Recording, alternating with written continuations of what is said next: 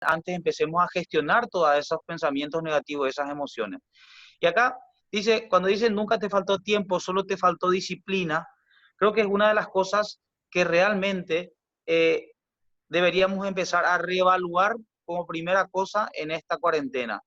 Si en realidad veníamos haciendo las cosas como haberlas hecho en su momento, si le pusimos el 100% de intensidad, si le prestamos la debida atención, si realmente le entregamos todo a lo que venimos haciendo, o sencillamente veníamos haciendo nomás porque sabíamos que no había una fecha límite, sabía a lo mejor los objetivos igual se iban cumpliendo y estábamos haciendo las cosas bien, pero probablemente no de la mejor manera posible.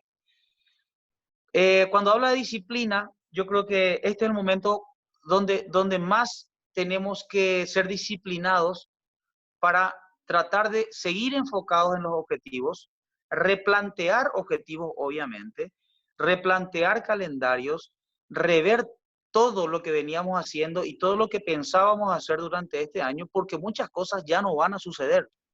Ahora, las cosas que no van a suceder no están en nuestras manos, la solución no está en nuestras manos. Pero ¿qué sí está en nuestras manos? Empezar a fortalecer otras áreas de nuestro proceso de crecimiento hacia el profesionalismo, hacia el deporte universitario o simplemente hacia el deporte de vida, que normalmente no hacemos en un tiempo que no sea de cuarentena. ¿Por qué? Porque la mayor parte del tiempo, valga la redundancia, estamos dedicados al entrenamiento en cancha, al entrenamiento físico y a la disputa de los campeonatos. ¿A qué me estoy refiriendo específicamente? Al trabajo en el área emocional y en el área mental.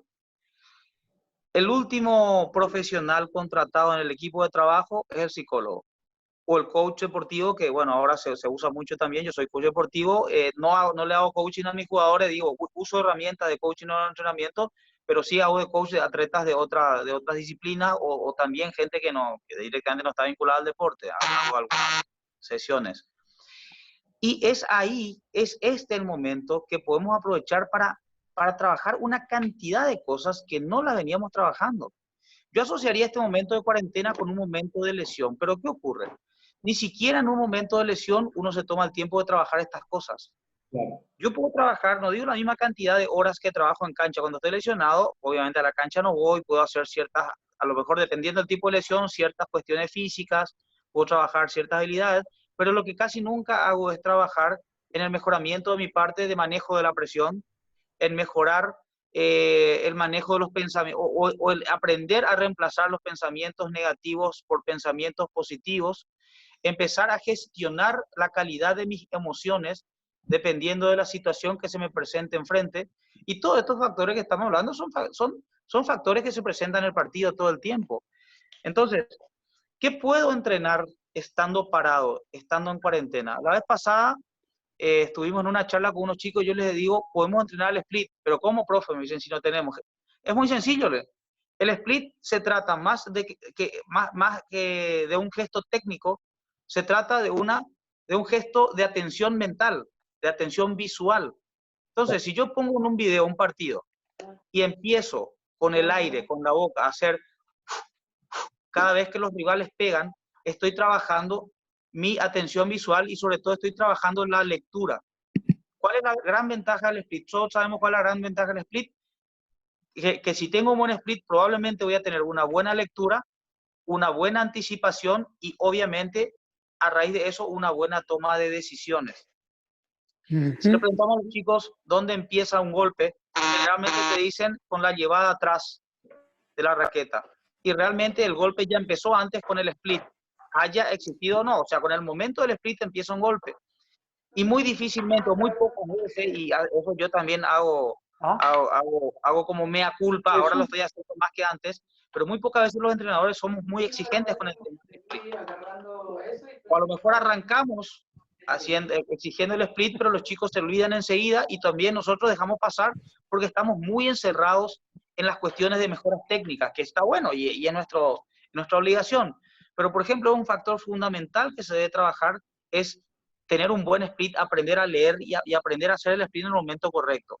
Con este ejercicio sencillo que les acabo de indicar, uno empieza a trabajar el hábito de la lectura de la pelota y a reconocer el momento del impacto de la pelota de mi rival y el momento del impacto en que yo impacto la pelota. Eso es fundamental. Eh, ¿Cómo trabajaste análisis, con los chicos? sí, perdón, ¿Cómo lo perdón. trabajaste con tus chicos cuando la semana pasada trabajaste eso? Yo le dejé como tarea. Ahora tengo que chequear. No sé si hicieron o no, pero sí, espero que lo hayan hecho, ¿verdad? Es un poco tedioso, no les gusta, sobre todo cuando son chicos, como que no le ven la utilidad. Ellos se centran mucho más en el momento del impacto que otra cosa. Imagínate que ni siquiera muchas veces se centran en las piernas, se centran más en el momento del golpe. Pero como en este momento todo eso no se puede trabajar, es el momento ideal para trabajar este tipo de habilidades. Es el momento perfecto. Porque si no se pasan 1500 horas viendo la tele o viendo, qué sé yo, estando en las redes sociales con los amigos. Si bien es cierto, acá en Paraguay el colegio es online, pero no están más de 4 horas en el colegio, cuando habitualmente, normalmente están 8. Entonces tienen un montón de tiempo para hacer otro tipo de cosas, ¿verdad? Otra cosa importante, el análisis de partidos. Cuando los chicos tienen el tiempo o la predisposición de mirar un partido, casi nunca. Entonces, este es el momento. Vean películas que les gustan, pero también véanse un partido por día. Hagan un análisis del partido, vean el partido desde el punto de vista de la crítica, del análisis, eh, repasen a ver en qué son similares o en qué son ustedes similares a ciertos jugadores, en qué podrían mejorar para ser similares a sus ídolos, cuáles son mis fortalezas, cuáles son las debilidades, cuáles son los planteamientos tácticos que se ven en un partido, y esas cosas se trabajan, porque si llego a entender lo que pasa en un partido que estoy viendo, probablemente voy a desarrollar también esa capacidad de análisis para entender qué me pasa a mí. Muchas veces ocurre que uno le pregunta a un chico terminado el partido, eh, a ver, dame un análisis del partido, y te dice, no sé, y probablemente sí lo sabe, pero no tiene el hábito de analizar. Cuando le empezás a hacer preguntas, te empiezan a responder y evidentemente hubo un análisis. Pero el problema es que el análisis no es consciente. Y muchas veces el análisis, al no ser consciente, no lo pueden implementar en el momento que lo necesitan. No tienen el hábito de sentarse y destinar el tiempo de los descansos, sobre todo en los cambios de lado, a analizar lo que está pasando en el partido. Más bien lo que ocurre es que muchas veces empezamos a pensar en las consecuencias de ganar o perder, porque también uno piensa no solamente en las consecuencias de perder, piensa también en las consecuencias de ganar. Si gano este partido, sumo puntos, me pongo como número uno y estoy en medio de un partido que todavía no gané, o sea, me transporto al futuro de algo que todavía no sé ni si va a ocurrir, porque todavía estoy jugando el partido. Y eso hace que me desenfoque. ¿Pero por qué? Porque no tenemos la práctica, no tenemos los hábitos, no tenemos las rutinas de saber en qué pensar en esos momentos. ¿Perdón? No, no, estoy totalmente de acuerdo. Lo que hablabas también de la primera parte de la reunión, es que la disciplina es muy importante. Yo creo que este tiempo, al que no era disciplinado, no lo va a ser disciplinado, pero sí te da más tiempo, como vos decías, ese párrafo que leíste, si no tuviste tiempo, es más que nada las ganas que no tuviste de aprender algo nuevo, porque la disciplina va junto a eso, pero las ganas sobre todo de aprender.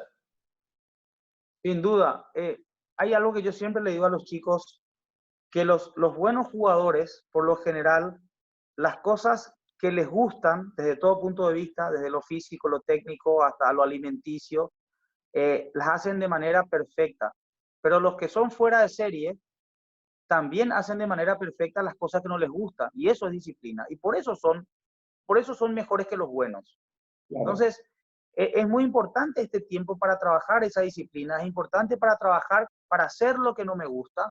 Otra forma de trabajar la disciplina es hacer tareas en la casa que no me gustan hacer, tareas en la casa que normalmente el servicio doméstico me las hace, porque acá en Paraguay se estila mucho, que sobre todo en el nivel social en el que se mueve el tenis, el servicio doméstico es muy normal.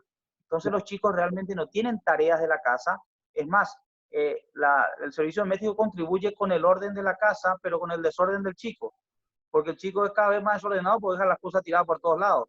Y los padres de repente no somos lo suficientemente exigentes, y en eso yo soy igual. Yo tengo 2 nenas que empezaron a entender eso cuando yo suspendí el servicio doméstico, ya son grandes, y venía solamente a limpiar la casa. No por una cuestión económica, por una cuestión de que en algún momento tenían que entender de que tienen que valerse por sus propios medios. Claro, El hecho de asignarle tarea a los chicos no solamente los hace responsables, sino les ayuda a desarrollar la capacidad de autogestión, cosa que hoy en día nuestros chicos prácticamente no la tienen por esa sobreprotección que los padres le damos, porque estamos viviendo en entornos más peligrosos que cuando nosotros éramos chicos. Yo me acuerdo que mi papá me dejaba en el club a las, no sé, 2 de la tarde cuando salía del colegio y volvía caminando a casa a las 8 de la noche, o en bicicleta, o no importa, o en ómnibus, y no era un problema.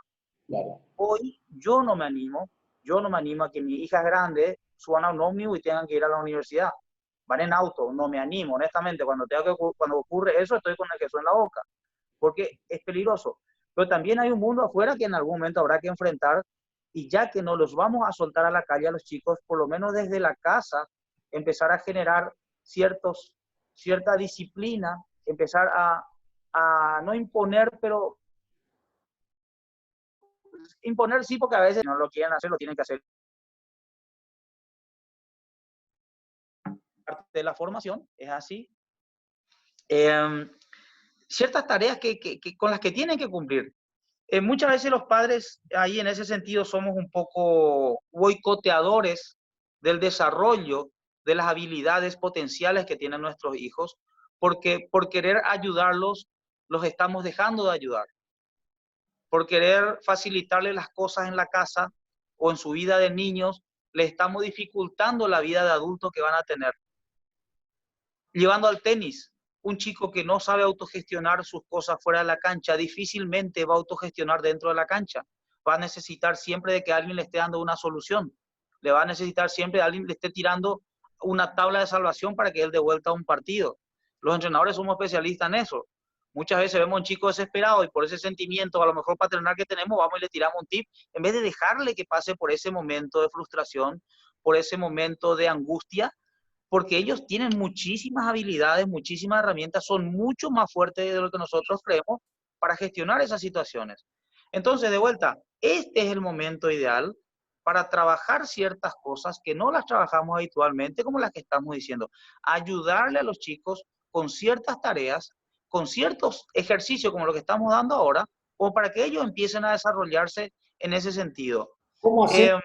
Nosotros, por ejemplo, en la escuela estamos dando ejercicios, la verdad que los chicos están bastante comprometidos, hasta a mí me sorprendió, pero a veces cómo cuesta controlarle la intensidad, por ejemplo. Los chicos están trabajando 3 veces la parte física y sí por ahí que lo hagan intenso, o por ahí está el hermanito al lado riéndose, o eso es lo que nos está costando, pero la verdad que están comprometidos.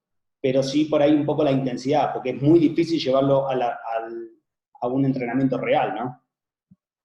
No, sin duda, en el entrenamiento real ya es difícil mantener la intensidad porque son niños. Imagínate en una situación como esta. Creo que todos estamos aprendiendo a convivir con esta nueva forma de vida. Yo creo que esto vino para quedarse. Ya, de hecho, ya vino hace rato, solo que a nosotros nos toca ahora. Se adelantaron los tiempos nomás. Esta ya va a ser una forma de vivir, ya la autogestión va a ser una habilidad que va a haber que desarrollar, porque con el home working que están aplicando acá, mucha gente no está habituada a trabajar sin la presión de un jefe y lo va a tener que hacer porque se va a quedar sin trabajo. Es así de simple.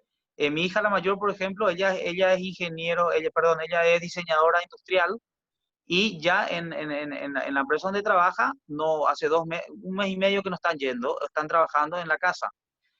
Y al principio le costaba un montón, pero en este momento, por ejemplo, que ya pasó un tiempo, tiene su horario totalmente estructurado, se levanta temprano, hace gimnasia, se conecta qué sé yo, a los vivos de las empresas, trabaja, va, entrega los trabajos, y me dice, realmente no sabía de que esto era mucho mejor para mí porque me está dejando tiempo para hacer mis cosas personales, cosas que antes no las podía hacerme. ¿Qué ejemplo Entonces, podés dar de autogestión?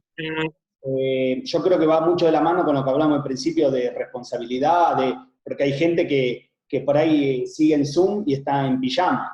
por ejemplo, no se cambió ni desde la mañana. Entonces creo que eso es muy importante, como vos decís, creo que las empresas hace más de 3, 4 años que ya, empresas grandes que están mandando gente a trabajar desde la casa, pero hay gente que es verdad que esto es nuevo total y todavía no tiene la disciplina, todo lo que hablamos al principio. Pero por ahí ejemplos de autogestión o unos... Sí, yo creo que, a ver, hablando de los chicos, me decís, ¿verdad? Sí, sí, de los chicos, también tenemos muchos socios adultos escuchando, tenemos casi Claro. 30 personas en Facebook, o sea, pero sí, más que nada para los chicos. Yo creo que para los chicos algo muy importante. Voy a contar una historia que me parece que puede servir como ejemplo para lo que estás planteando. El año pasado fuimos a la gira europea de menores de 16 años y la gira empezó en Italia en 2 torneos y después fuimos a Dinamarca a otros 2 torneos. Las primeras 2 semanas en Italia nos quedamos en hotel y las siguientes semanas fuimos a hostales. Yo Okay. tenía una compañera, Fernanda de Brasil, era mi compañera, mi partner en el viaje, llevaba a las niñas, yo llevaba a los varones.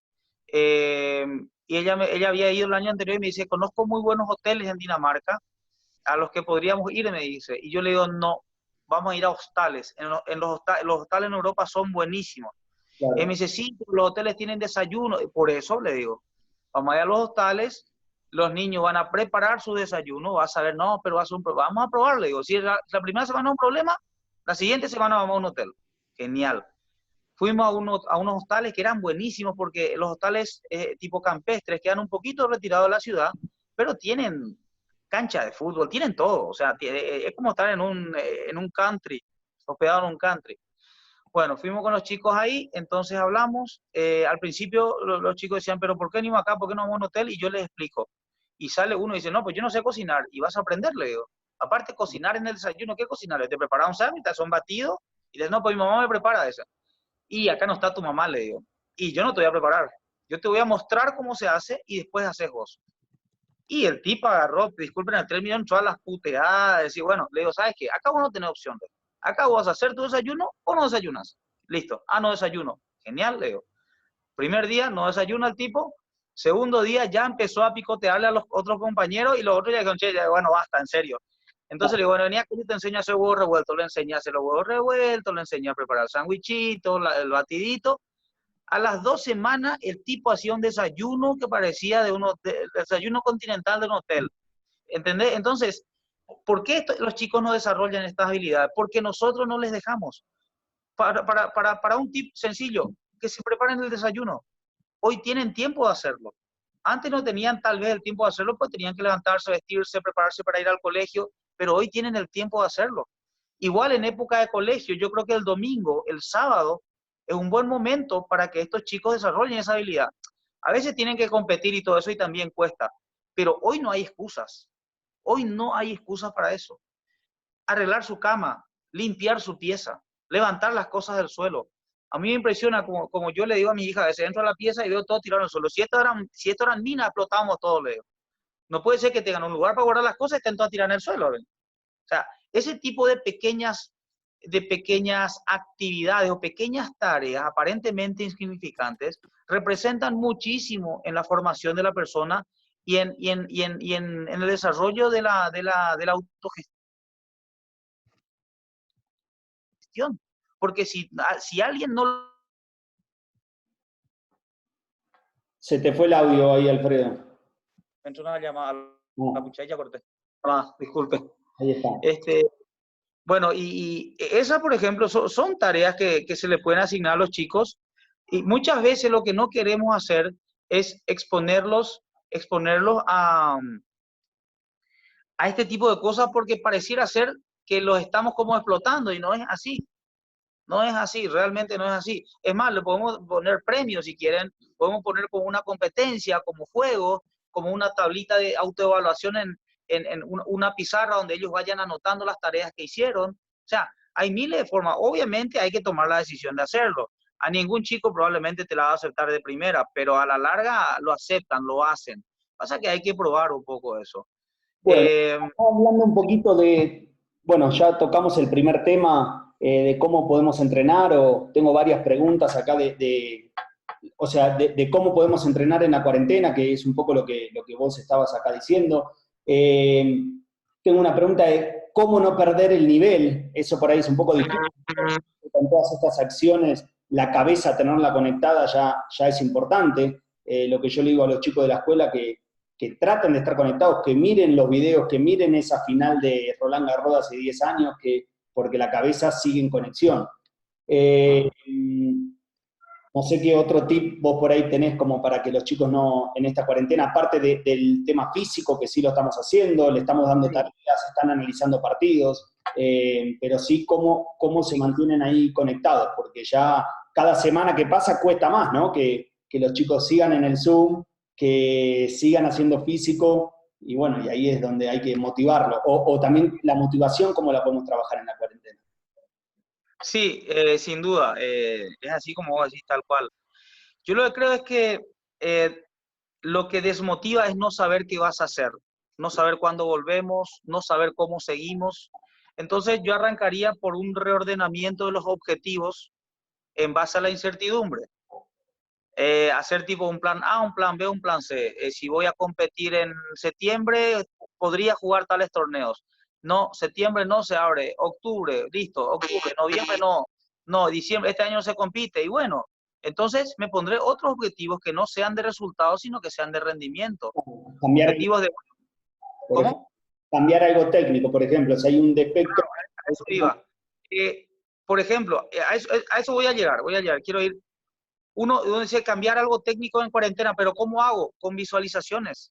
Claro. Hoy está muy de moda cambiar gestos técnicos, modificar la huella motora a través de las visualizaciones, que no es para nada fácil, pero si uno entrena la cabeza, a la larga logra. El cuerpo o el aprendizaje se da de dos maneras, a través de adquirir el conocimiento. Voy a decir algo, un término que puede estar totalmente errado, pero yo estas cosas las toco un poco oído. A través del canal límbico, se abre el canal límbico en el cerebro, ahí entra el conocimiento, pero yo lo voy fijando por repetición. Claro. Realmente yo entiendo que asimilé algo cuando lo puedo repetir de manera automática, sin pensar. Primero adquiero el conocimiento, repito y después se vuelve automático. Eso se puede trabajar muy bien con las visualizaciones. Yo puedo cerrar los ojos y visualizar la mejor derecha que quiero tener, o tal vez si tengo filmación de mis golpes, porque casi todos hoy en día tienen alguna filmación de sus golpes, los profes usamos bastante la tecnología para filmar y todo eso, entonces mirar el golpe y con los ojos cerrados repetir el golpe de la manera que yo quiero que sea. El cerebro en realidad no sabe si lo que estoy imaginando es real o es mentira, porque fíjate esto, muchas veces uno está viendo una película de terror y sabiendo que son todos actores se asusta. Entonces el cerebro no sabe que eso no es cierto, pero lo percibe como si fuera real. Con las visualizaciones yo logro el mismo efecto, logro ese efecto de pareciera que estoy haciendo realmente lo que estoy pensando. Entonces esa es una forma de trabajar, por ejemplo, las mecánicas. Las mejoras con visualizaciones se usan muchísimo hoy en día. Cuando yo quiero cambiar una empuñadura, lo que hago es directamente le hago cerrar los ojos al jugador y que tome la empuñadura de la manera correcta. Está y vuelve a abrir y vuelve a cerrar los ojos hasta que la siente. Y después le hago pelotear con la empuñadura correcta y después se le queda. Pero realmente lo que hizo es abrir en la cabeza el canal como para que esa nueva huella se fije y después con la repetición se me grabe. Está, o sea, se puede trabajar y sale muy bien. Realmente yo lo he probado y sale muy bien. Las visualizaciones también sirven para trabajar el control de los pensamientos a través de la programación neurolingüística, que está muy de moda, muchos jugadores lo están usando. Hay que leer un poco sobre PNL. La programación neurolingüística es programar el lenguaje del cerebro. ¿Qué quiere decir eso? Yo voy a programarle a mi cerebro para que piense lo que yo necesito que piense. Está para programar los pensamientos útiles, sean negativos o positivos, porque a veces un pensamiento negativo de ira puede ser útil porque me lleva a la reacción. Claro. Entonces yo programo mi cerebro para que me dé la emoción ideal para que yo actúe en base a un objetivo que estoy teniendo, el que fuere. Entonces eso también se entrena. Con la programación neurolingüística se entrena eso. Puedo visualizar un set por día mío. Capaz que un set es mucho, arranco con 4 games. Desde como pico la pelota desde cuando voy al descanso, vengo, me preparo para el punto, juego el punto, me veo todos los puntos, me puedo ver. Hay dos formas de visualizar. Una es viéndome como en un televisor, viendo mi imagen, y la otra es viendo yo al oponente, pero imaginándome cómo estoy haciendo lo que estoy haciendo. Esas son dos formas de visualización. Y eso es muy importante trabajar. ¿Por qué? Porque la visualización es como hacer, para el cerebro es como hacer pesas para el cuerpo. Estoy fortaleciendo, estoy enseñando habilidades nuevas, estoy adquiriendo herramientas nuevas. Eh, Como les decía, visualizar game por día, visualizar algún partido que me gustó cómo jugué para ir grabando esa sensación, para ir rescatando esa emoción y esos pensamientos positivos cuando sean necesarios. Trabajar las mecánicas frente a los golpes. No sé si ustedes vieron la película Karate Kid. Esto se usa mucho en artes marciales. ¿Quién no vio Karate Kid? Era como no haber visto Rocky. No, no puede no haber visto Rocky. Todo el mundo vio. En Karate Kid, ustedes fíjense lo que ocurre. El profesor Miyagi, un ídolo personal, le enseña al chico, al Daniel, le enseña los movimientos, pero con trabajo específico, tipo encerrar el auto, y qué sé yo, de este lado, saco. Es el Karate Kid viejo, es el Karate Kid de mi época. El nuevo ya hacía con la campera unos movimientos. Y cuando Daniel se calienta con el profe, le dice, che, pero vos no me estás enseñando karate. Le dice, ¿cómo no? Le dice, no, le dice. Y el profesor le tira como un golpe y el otro automáticamente hace el movimiento del encerado en el auto. Y ahí él se sorprende. O sea, por repetición, sin tener que estar en un escenario real, él estaba aprendiendo técnicas de karate. Al tenis es súper aplicable. La famosa sombra que nos hacían hacer desde chicos. Yo me acuerdo en la escuela de tenis, yo iba a una escuela de tenis donde éramos 20 en una cancha.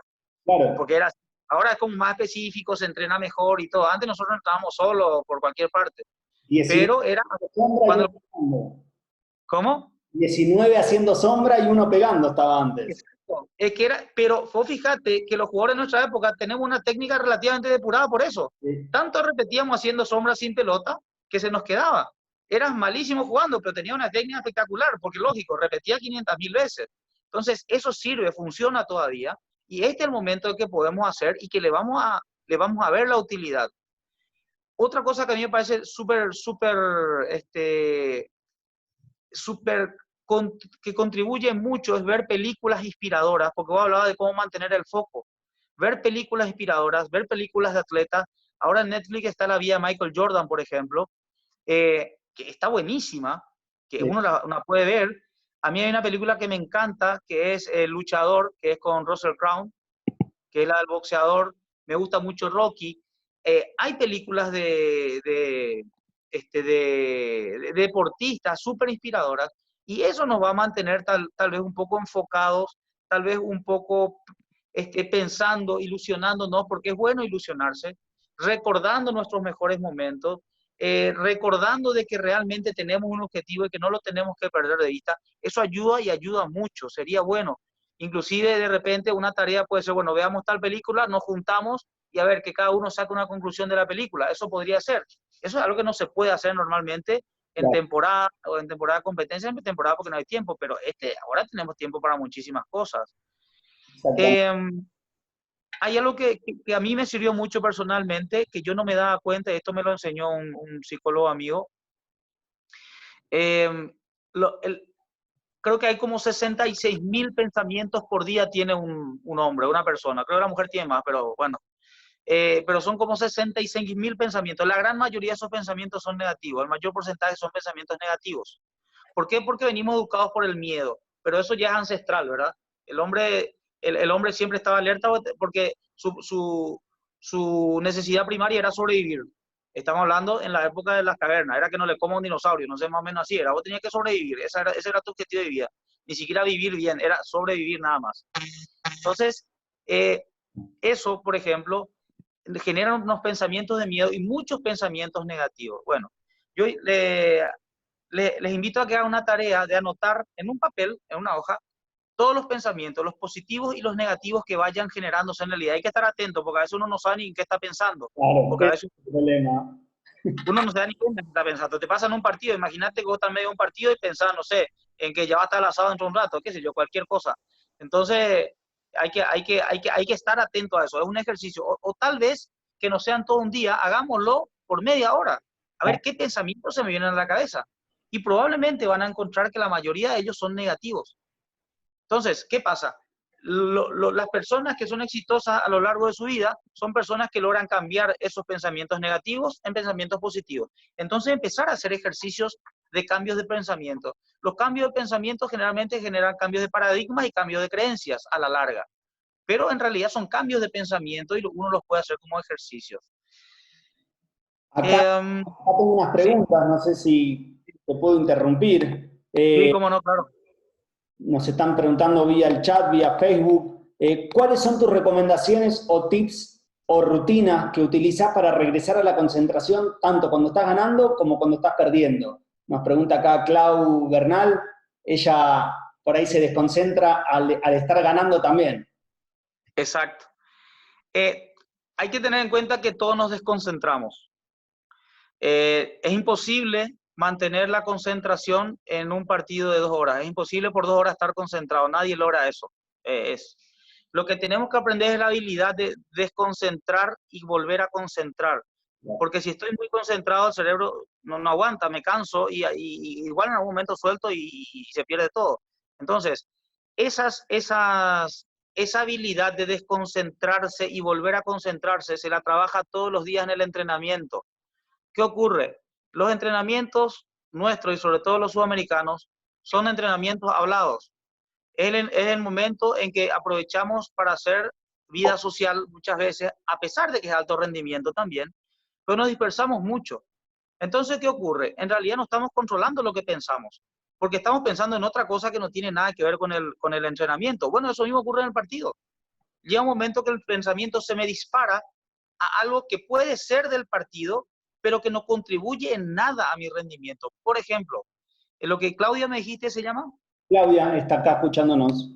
Claro, probablemente a Claudia le ocurre que está 5-4 arriba en el tercero, 30-0 arriba, va a la toalla y en ese terminó el punto. Cuando va a la toalla empieza a pensar, vamos, 2 puntos más.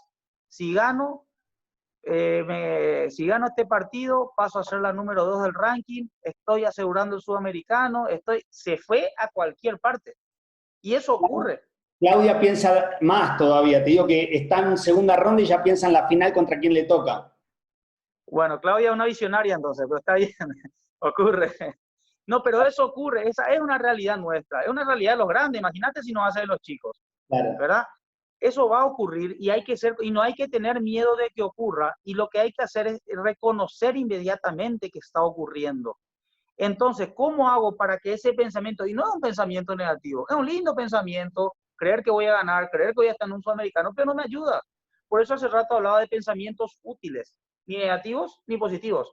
Entonces, ¿cuál sería un pensamiento útil? Agarrar, ir a la toalla, tener una rutina física, porque la rutina física lo que hace es que yo me active de vuelta con mis pensamientos, con mi centrado, porque concentrar significa centrar algo o centrar cosas en un punto específico.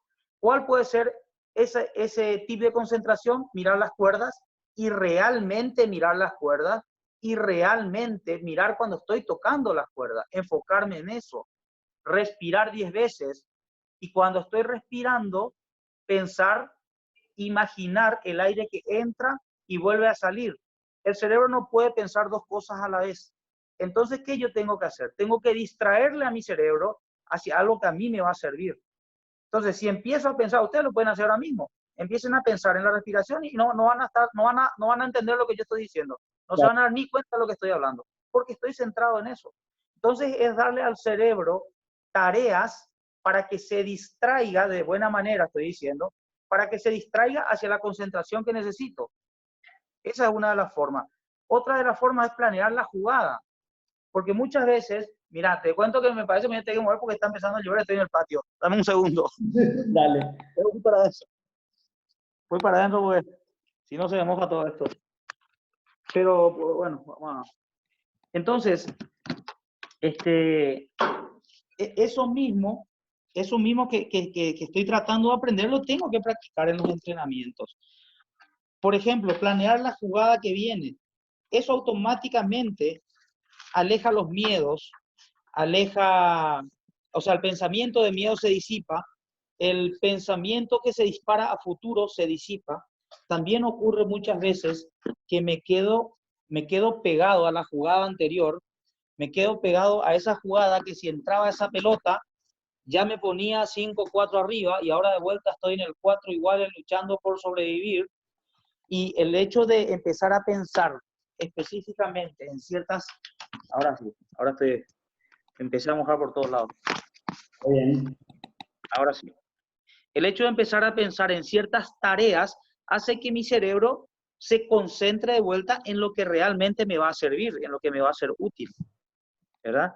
Esos son, pero eso no es tan fácil. Esto que estamos hablando aparentemente es súper fácil, pero no es fácil, porque el cerebro tiende a irse para cualquier parte. Si vos te sentás un rato y no pensás en nada, seguro estás pensando en algo. Es que estás pensando en nada, no existe. Estás pensando en algo que no estás prestando atención. Claro. Entonces, vuelvo a repetir, ensayar pensamientos útiles. No hablo ni de positivos ni de negativos. Hablo de pensamientos útiles. ¿Por qué? Hay una escala que es así. Un pensamiento genera una emoción, esa emoción genera una acción y la acción deviene en un resultado. ¿Sí? Nosotros somos seres pensantes, pero actuamos por emociones. Generalmente, cuando vos estás enojado, agarrar y pegar la raqueta contra el suelo, no es pensado. Nadie dice, voy a partir esta raqueta. Capaz que lo decís y todo, pero no lo pensás. Es una cuestión emocional. Si vos te pones a pensar un rato, no lo vas a hacer.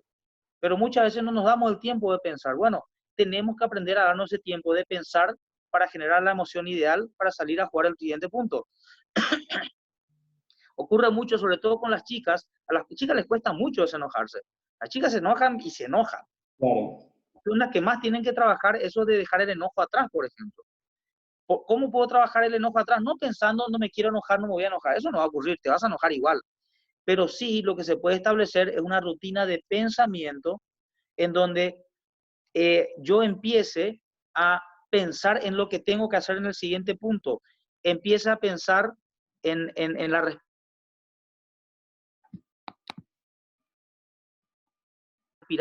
Empiece a pensar en algún tip técnico.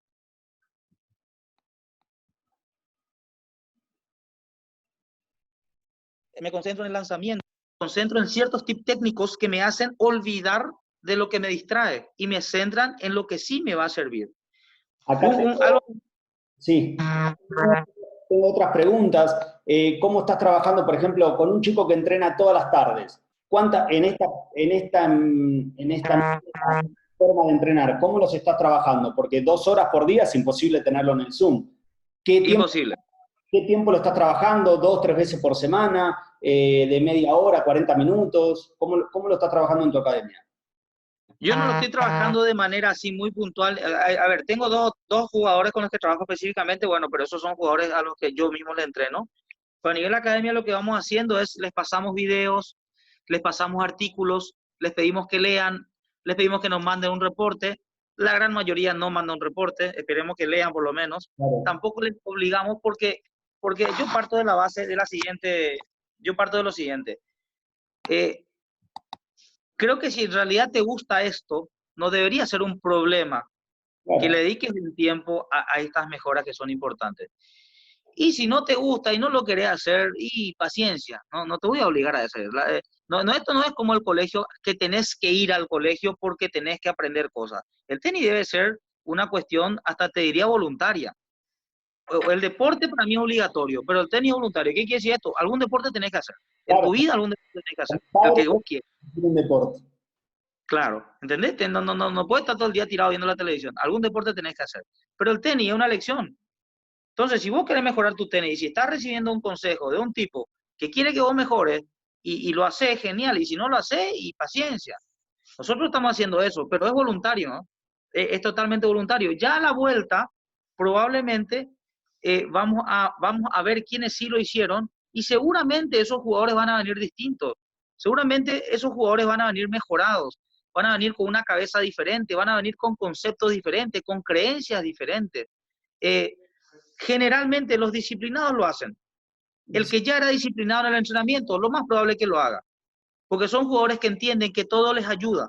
en mayor o menor medida, y están dispuestos a hacerlo. Eh, Respondiendo concretamente a esa pregunta, yo en específico sí trabajo con jugadores, pero a nivel academia les mandamos artículos, videos, para que ellos vayan leyendo. Les proponemos ciertas tareas, como la que te dije, de analizar partidos, del trabajo del split, pero es hasta ahí lo que podemos hacer. Es hasta Perfecto. ahí. Bueno, No. ya vamos 45 minutos de charla, tenemos más de 50 personas conectadas. Vamos a pasar un poco a la segunda parte, que cómo regresamos, qué oportunidad ves vos de esta pandemia, qué va a quedar o cómo vamos a regresar a las canchas y de qué manera, ¿no? Habla un poco también de la incertidumbre que hablamos al principio, que todavía no sabemos ni la fecha ni de qué manera podemos volver. Mira, ni cuándo ni cómo, no tenemos idea de lo que va a pasar. Yo, así como había dicho en algún momento, creo que es...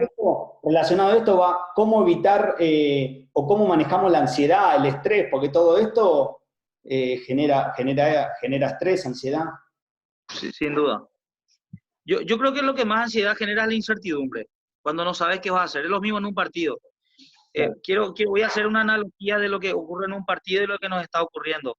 Yo creo que la pandemia es comparable al peor momento de un partido, al momento en el que vos no sabes qué hacer, ganando o perdiendo, ¿eh? Porque muchas veces me agarra la incertidumbre ganando, no es que me agarra solo perdiendo el partido, en el momento que estoy perdiendo.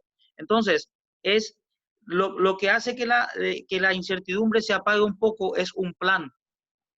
Por lo menos tengo una idea de lo que podría llegar a ser, que el plan después se cumpla o no y depende de muchos factores. Y en este momento hay muchísimas cosas que no dependen de nosotros, pero hay ciertas cosas como las que hablamos que sí dependen de nosotros, que las podemos practicar. Yo haría, y de hecho ya hice, un plan de un calendario de competencia. Pues me dicen, ¿para qué voy a hacer si es que yo no voy a competir? No importa, pero si eventualmente en 2 meses nos avisan de que ya se va a competir, vos ya tenés un plan hecho. Ya tenés un plan hecho, ya vimos presupuesto, ya tenemos cosas elaboradas. Y ahí se te genera también la ilusión de que en realidad en algún momento vas a volver a competir. Pero yo reordenaría mis planes y mis objetivos. ¿Por qué digo objetivos? Porque los objetivos de ranking este año están perdidos. Claro. Yo no sé cómo va a quedar, no, honestamente te digo, no sé cómo va a quedar esto. Es una pregunta que también me hago todos los días. Y bueno, ¿y ahora cómo seguimos? Ahora vi hoy que la ATP sacó Sí. como un protocolo de cómo arrancar y todo eso, pero habrá que ver cómo se reordenan los puntos, habrá que ver qué pasa con los sponsors, habrá que ver qué plata hay en el circuito, porque en realidad no sabemos cómo va a quedar esto. A nivel de los torneos locales, seguramente se van a caer muchos sponsors de lo que teníamos, porque esas empresas muy grandes, muchas de ellas están pasando momentos súper difíciles y no creo que le destinen plata a algo como para publicidad para ciertos torneos, seguramente. O sea, Claro. va a cambiar todo el escenario. Pero sí yo haría un plan en varios escenarios. Sí haría una revisión de los objetivos hacia objetivos de rendimiento más que objetivos de resultado. Es decir, ir chequeando todo lo que podría mejorar en este tiempo. Si miramos con un cristal positivo la situación, nos vamos a dar cuenta que vamos a tener la mejor pretemporada de los últimos años. O sea, ¿quién en su vida entrenó 3 meses seguidos para cambiar algo que no sabía hacer? Porque le costaba. Nadie, Nadie. nadie. Porque estamos hablando que acá vamos a salir de la cuarentena sin lesiones. O sea, no es que vamos a estar lesionados. Algunos sí, seguramente, pero ese ya es otro plan. Ahí ya vamos a otro nivel. Pero el que salga de acá va a salir físicamente relativamente bien, si es que hizo las tareas físicas, mentalmente fortalecido y evolucionado, si es que de alguna manera se dedicó a hacer algo de crecimiento emocional, algunas tareas, y es el momento ideal para decir, bueno, este saque que no me sale, el saque lo voy a trabajar horas por día, total, no voy a competir hasta dentro de no sé cuándo. Es el momento de cambiar mi saque, es Ah, el momento de arreglar la derecha, es el momento de arreglar el revés, es el momento de arreglar una cantidad de cosas que no tuve tiempo anteriormente porque estaba compitiendo o porque estaba en el colegio. Ahora voy a tener tiempo. Yo no sé cómo va a ser la implementación del colegio online allá, pero acá se está pensando en no más de 5 horas, por más que los colegios sean de doble turno. Y también lo que se está pensando es que las clases se graben y que después el alumno las vea en algún momento. Entonces pueden programar sus horarios de entrenamiento. Yo creo que es una gran oportunidad para todos los entrenadores y de los jugadores de, de tener la mejor pretemporada que probablemente vamos a tener en nuestra vida. Este es el momento, si es que lo miramos de manera positiva. Para ser concreto, dos cosas, Seba. Una, reprogramar los objetivos, ¿sí? Sí. Y lo otro es reprogramar el calendario de competencias. Probablemente vamos a tener que hacer un calendario de competencia local. Yo veo como muy positivo, o sea, muy positivo dentro de todo lo negativo que pueda hacer, el hecho de que no podamos salir de nuestros países, por ejemplo, para competir. Se va a fortalecer el calendario, la competencia interna. Aquellos jugadores que por nivel ya no estaban compitiendo a nivel local, lo van a tener que hacer en sus países porque no van a tener forma De salir, de bueno, no van a tener forma de salir y va a ser la única forma de entrenar partidos. claro, Tal vez habrá que rever un sistema de partidos en donde las chicas se mezclen con los varones. Por ejemplo, las claro, chicas de 16 que jueguen con varones de 14, las de 18 que jueguen con varones de 15. Les sirve a los dos, porque claro. son patrones de juego diferentes y van a ir adquiriendo experiencia diferente y eso enriquece a toda la gama de herramientas que un jugador debe desarrollar. ¿Verdad? Yo le veo mucha... Como dijiste vos, este año por ahí está perdido. ¿Perdón? No, que como dijiste vos, por ahí este año ya está perdido y es el momento de sumar experiencias. Y yo quisiera pintar el peor de los escenarios y en base a eso hacer un plan y un escenario razonable y también hacer otro plan. Claro, Por de pronto te diría, pinto el peor de los escenarios, pero desde el punto de vista, desde el positivismo, para ver cuáles son las acciones que me van a hacer mejorar mi juego para cuando todo vuelva a la normalidad. claro. Sí, creo que es un poco eso. Del lado de los profes, bueno, vos debes tener también muchos profes a cargo. Nosotros tenemos obviamente la ventaja de que estamos en un club, pero sí la ansiedad y eso de no saber cuándo volver. Yo creo que acá, obviamente, en Ecuador estamos un poco más grave que en Paraguay, pero bueno, Europa todavía tampoco no volvió, que está por volver. Entonces, ese es un poco eh, lo que nos espera. Los protocolos que nos están llegando no son muy alentadores, todos con muchas restricciones. Y bueno, y ahí ya verá cada ciudad, cada país cómo también puede implementar lo suyo. Eh, pero bueno, sí, estamos todos en la misma. Eh, No, sin duda que empieza otra vida. Hay un mundo que cambió y ya cambió, no va a volver atrás. Probablemente algunas cosas del pasado van a volver, pero no todas. Vamos a ser personas diferentes, vamos a tener que desarrollar habilidades y capacidades que no teníamos, de hecho las estamos haciendo. Y bueno, todo va a cambiar y vamos a tener que adaptarnos. Creo que la primera parte, de hecho, va a ser clases particulares. ¿Verdad? Creo que no van a poder haber más de 2 jugadores por cancha, una cosa así. Y adaptaremos, tendremos que trabajar más horas, tendremos que distribuir mejor los horarios, probablemente los entrenamientos serán más cortos en cancha, así que podremos trabajar todas las cuestiones emocionales y mentales, porque antes en una academia, por decirte, de 100 alumnos, vos tenías 4 horas para trabajar. Ahora claro. vas a tener que meter 100 alumnos, pero en 10 horas, no sé. Sí, sí, Eh, Vamos a tener que redistribuir todo y no todos los chicos van a poder tener la cantidad de horas de entrenamiento que tenían, o sí, depende un poco de la infraestructura que cada uno tenga, ¿verdad? va a haber que acomodarse y otro miedo que hablaba con los profes también es que el padre quiera enviar al niño después, ¿no? En las escuelas todavía, sobre todo de formación, un nene de 8, 9, 10 años que el padre te lo quiera enviar. Ahí entonces va a ser muy fuerte la campaña también de concientizar, ¿no? Exacto, y eso va a depender un poco de que todos tomemos conciencia, Sebastián, porque ¿qué ocurre? Tenemos que entender que el deporte va asociado directamente a la salud y a la educación. Es decir, no mando a mi chico al tenis porque tengo miedo que se contagie. Está bien, estoy cuidando la salud, pero al no mandarlo a hacer deporte, también su salud se empieza a deteriorar. Un chico que no juega, un chico que no hace deporte, que no tiene actividad física, le bajan las defensas, no desarrolla habilidades coordinativas, tiene más tiempo para pensar en cosas que no debería, no desarrolla la imaginación, eso a nivel de salud. A nivel de educación, no está aprendiendo las habilidades blandas que necesitamos aprender todos los seres humanos para después desarrollarnos en un ambiente social o laboral. O sea, creo que todos nosotros somos responsables de generar un ambiente más seguro a nivel salud para que la gente tenga confianza a través de esos chicos. Yo creo que al principio sí va a ocurrir lo que vos decís, muchos padres van a tener miedo, de repente un chico que es muy alérgico, yo no sé si lo llevaría de entrada, a lo mejor me tomaría primero los recaudos médicos para hacerlo, o buscaría clases particulares para ese chico, pero sí creo que sería un gran error no hacerles practicar deporte. Lo que sí creo que hay que hacer es readaptar el deporte, rediseñar las clases, rediseñar nuestro comportamiento para de alguna manera volver a una vida normal, entre comillas, o sea, a la nueva vida normal y que todo vuelva a funcionar. Exactamente. Bueno, Alfredo, acá llegamos a la hora. Otra vez agradecerte de parte del club. Tenemos varios profes de todo Sudamérica mirando, los profes del club, socios. Nada, de parte del club Arrayanes, agradecerte.